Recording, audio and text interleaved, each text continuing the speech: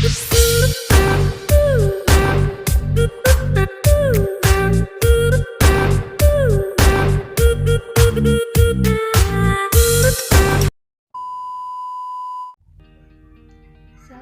warahmatullahi wabarakatuh.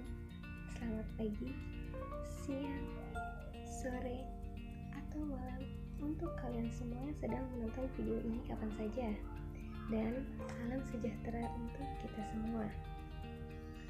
Perkenalkan, nama saya Julinda Salvehopira. Saya di sini sebagai guru. Saya mengajar ekonomi di kelas 10 IPS. Tentunya saya hanya mengajar pada mata pelajaran ekonomi.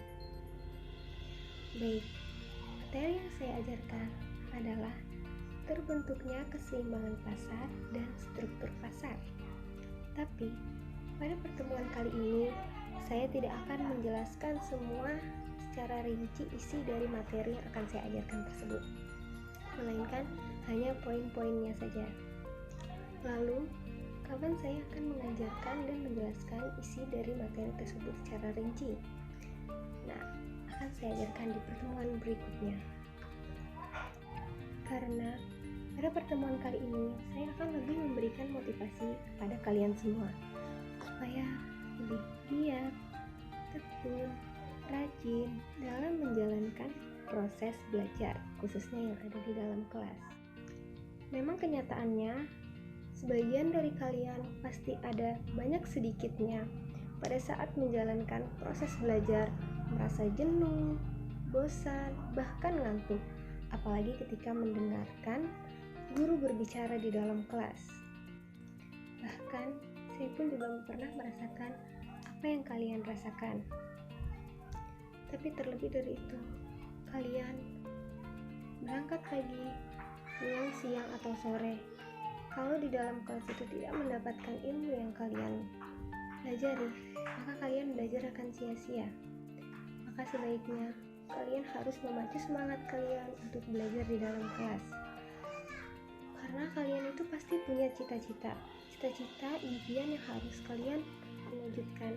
Karena cita-cita ada di dalam diri kalian masing-masing, bahkan cita-cita seseorang itu berbeda-beda.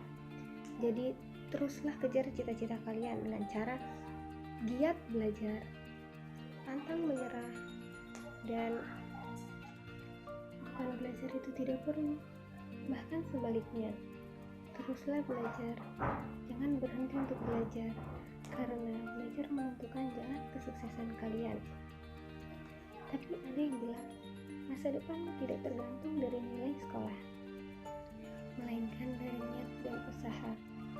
Jika kalian sudah belajar dan susah untuk mengingat apa yang kalian dapat dari belajar itu, dan kalian mendapatkan suatu kegagalan, maka janganlah menyerah, teruslah kalian bangkit, berusaha, berdoa, dan terus berjuang. Jangan kembali mundur. Nah, kembali lagi pada inti pelajaran yang sudah saya bilang tadi pada di awal video ini. Nah, kembali lagi pada inti dari pelajaran yang akan saya ajarkan. Saya memberikan poin pertama, yaitu proses terbentuknya keseimbangan pasar. Dimana pasti kalian sudah tahu pandemik yang dihadapi pada kehidupan sekarang ini, yaitu COVID-19. Saya mengasih tahu inti dari pelajaran saya, yaitu proses keseimbangan pasar, di mana pasar adalah tempat penjual dan pembeli berdatangan. Nah, masyarakat juga selalu pergi ke pasar untuk belanja atau segala macam yang jelas belanja. Masyarakat di sini berdampak akan kehidupan karena adanya COVID-19. Maka masyarakat juga harus mempunyai tubuh yang sehat untuk keluar rumah, sehingga jamuan atau ramuan yang akan ada saat ini terjual di pasar sangat mahal. Contohnya pasar menjual jahe, serai, dan macam-macam itu sangat mahal. Jadi kenaikan harga yang sangat drastis di pasar. Sedangkan masyarakat sekarang ini yang bekerja dirumahkan, sekolah juga dirumahkan, akan susah untuk membeli barang-barang tersebut karena tidak adanya pemasukan, sehingga pasar pada saat ini mungkin pasar tradisional seperti menjual baju itu jarang sekali pembeli karena masyarakat sekitar takut untuk keluar rumah, takut untuk yang namanya kerumunan, karena di pasar itu tempat kerumunan orang. Itu poin pertama, karena adanya masalah pandemi COVID-19. Nah, sekarang kita masuk poin kedua. Poin kedua di sini adalah peran pasar dalam perekonomian. Di sini ada pengertian pasar yang sudah saya jelaskan tadi. Pengertian pasar yaitu tempat terjadinya interaksi antara penjual dan pembeli. Mereka berinteraksi, dan jika di pasar itu sudah tidak tertera label atau harga, maka mereka terjadinya tawar-tawaran. Di sini peran pasar sangat berperan besar bagi masyarakat. Poin terakhir di sini adalah poin ketiga, yaitu macam-macam pasar. Pasar itu bisa dibagi menurut waktunya. Ada pasar harian, mingguan, bulanan, serta tahunan. Nah, yang kedua di sini ada pasar menurut nyata dan tidak nyatanya. Pasti teman-teman sudah tahu kan? Pasar nyata itu bisa dilihat.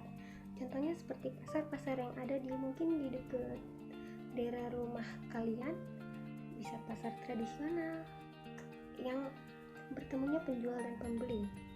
Sedangkan pasar tidak nyata itu tentunya pasar tidak kelihatan oleh kasat mata. Pasar tersebut bisa disebut juga dengan pasar online. Nah, kebetulan lagi pandemi COVID-19 sekarang, di mana-mana pembeli itu jarang langsung membeli pasar atau ke supermarket, swalayan atau mall-mall sebagainya.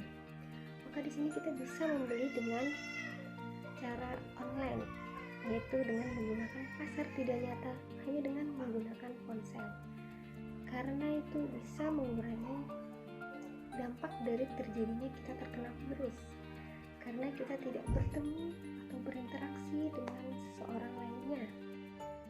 Maka di sini juga saya saranin pasar tidak nyata ini sangat bagus dalam kegiatan saat ini. Tetapi kita tidak tahu akan barang tersebut yang dijual oleh pasar tidak nyata. Tentu barang yang kita ingin beli, kerudung misalnya, mungkin merek dagangnya sama, tapi belum tentu barangnya itu bagus atau sama seperti yang kita inginkan, karena di gambar itu beda dengan aslinya. Jadi pada kesempatan kali ini saya ingin memberikan kalian tips untuk terus di rumah dan untuk stay safe, jaga kesehatan kalian. Baik, tipsnya adalah yang pertama, kalian jika ingin membeli barang, sebaiknya kalian bisa membeli dengan cara online. Jika kalian tidak merasa puas dengan apa yang kalian lihat oleh pasar abstrak ini secara online, maka kalian memang tentunya boleh untuk beli ke pasar-pasar yang ada di dekat kalian. Tapi kalian harus jaga kesehatan, tetap menggunakan masker dan jaga jarak dengan pembeli yang lainnya. Setelah itu sampai di rumah kalian bisa langsung cuci tangan, bersih-bersih. Nah, kembali lagi untuk motivasi saat pembelajaran kali ini, yang harus kalian tahu itu, kalian teruslah belajar demi menggapai cita-cita dan masa depan kalian. Karena orang tua sudah membiayakan kalian sekolah tinggi-tinggi, tapi kalau ilmunya tidak dapat, itu percuma. Selain dari inti pelajaran pelajaran yang sudah saya bahas sedikit-sedikit tadi. Karena di pertemuan sekarang saya sudah bilang hanya menjelaskan inti dari permasalahan itu hanya sedikit, dan saya juga sudah membahas motivasi yang sudah saya berikan tadi. Semoga kalian mengambil hikmahnya dan kalian bisa menentukan juga cita-cita kalian, kemana kalian akan melangkah. Maka lanjutilah dan jangan berhenti. Kalian harus tetap melihat ke depan, jangan melihat ke belakang. Jika kalian gagal dalam menjalankan suatu hal, maka kalian harus terus berusaha, berdoa, ikhtiar, dan usaha. Dan sampai pada saatnya kalian berada di titik sukses. Sukses pada saat bisa memberikan ilmu yang lebih kepada seluruh orang dan dengan cara membagikannya. Maka kalian juga harus tahu sukses itu ada pada diri kalian sendiri. Maka kejarlah kesuksesan itu demi masa depan yang lebih baik, karena sukses itu adalah hak semua orang, dan tidak semua orang itu bisa mengejar kesuksesannya. Nah, sekian video dari saya, kurang lebihnya mohon maaf. Wabillahi taufiq wal hidayah. Wassalamualaikum warahmatullahi wabarakatuh.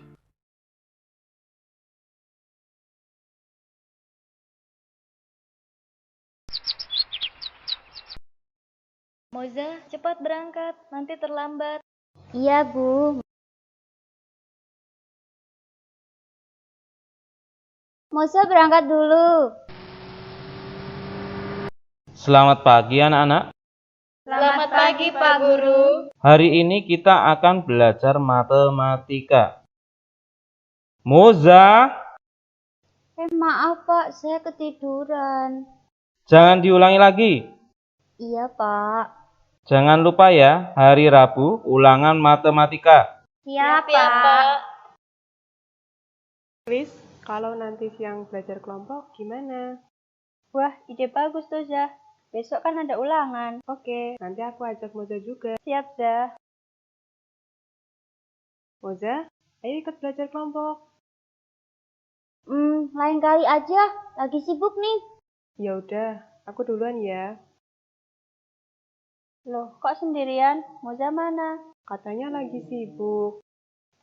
Moza, alasan terus. Bilang aja malas. Udahlah, yuk kita belajar.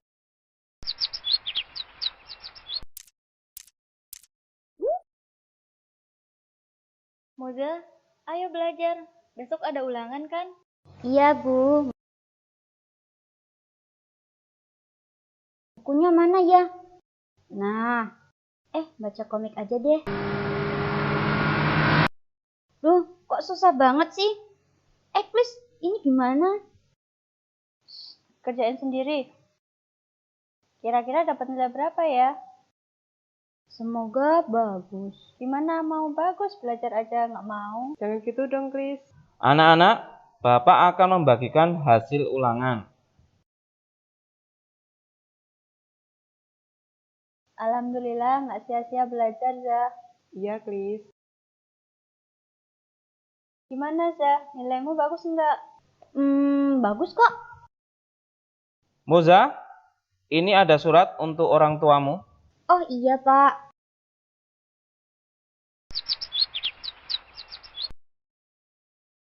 Bu, ini ada surat dari sekolah.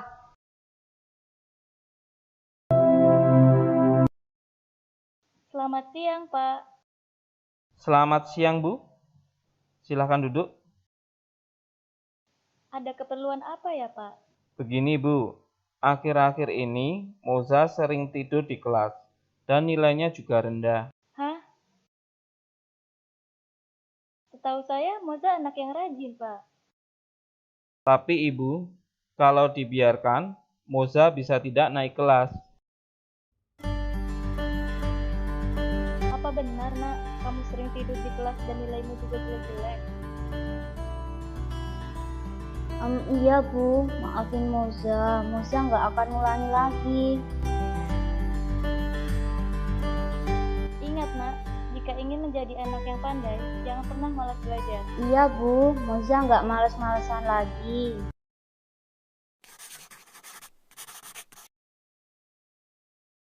Alhamdulillah, Moza sungguh-sungguh belajar. Moza, ayo berangkat. Moza berangkat ke sekolah dulu Bu. Hati-hati, Nak.